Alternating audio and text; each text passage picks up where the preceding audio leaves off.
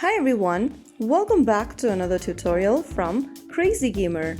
Today in this video I'm going to show you how to update your Slam Dunk application on your Android device. If you want to update your Slam Dunk application on Android, then the process is quite easy.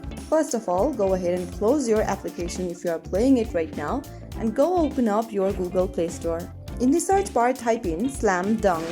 From the search results, open up the Slam Dunk app and look if there is an update button available. If you see the update button, tap on it to download the latest version of Slam Dunk application on your Android device.